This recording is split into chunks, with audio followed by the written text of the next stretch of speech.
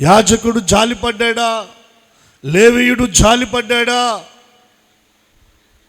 బంధువులు, స్నేహితులు అయిన వారు, ఆత్మీయులు, తోబుట్టువులు, స్నేహితులు, మన దగ్గర కాస్త డబ్బులు ఉన్నప్పుడు వీడు మావాడు అన్నవారు,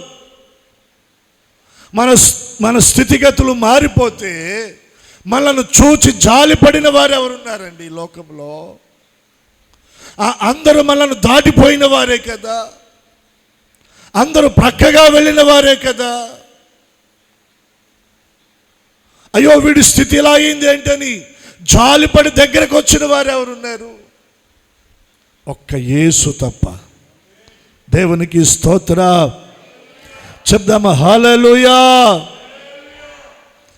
ఈ రోజున ఈ ఆరాధనలో ఒకవేళ మన పరిస్థితులు కూడా ఇలాగే ఉన్నాయా? దోచుకొనబడి, గాయపరచబడి, విడువబడిన స్థితిలో ఒకవేళ మనం ఉన్నామా?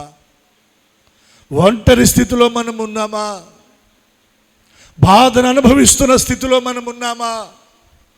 గాయాల పాలైపోయినటువంటి స్థితిలో మనం ఉన్నామా? ఆర్థికంగా చితికిపోయిన స్థితిలో మనం ఉన్నామా? బంధువుల ద్వారా చేయి విడువబడిన స్థితిలో మనం ఉన్నామా? కన్నీళ్ల మధ్య నీవు ఉన్నావా?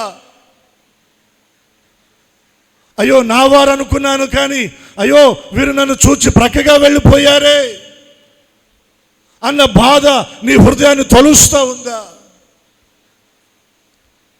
ఏ విధమైన ఆ బాధలో నీవు కృంగిపోయి ఉన్నావో అయితే ఈరోజు నీకు ఒక శుభవార్త ఏంటో తెలుసా? ఆయన దృష్టి నిన్నే చూస్తూ ఉంది. బాధలో ఉన్న నిన్నే ఆయన చూస్తున్నాడు. కన్నీళ్లలో ఉన్న నిన్నే ఆయన చూస్తున్నాడు. గాయాల పాలైన నిన్నే ఆయన చూస్తూ ఉన్నాడు.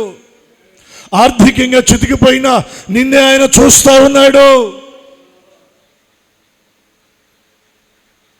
నీ మీద ఆయన జాలి పడతా ఉన్నాడు.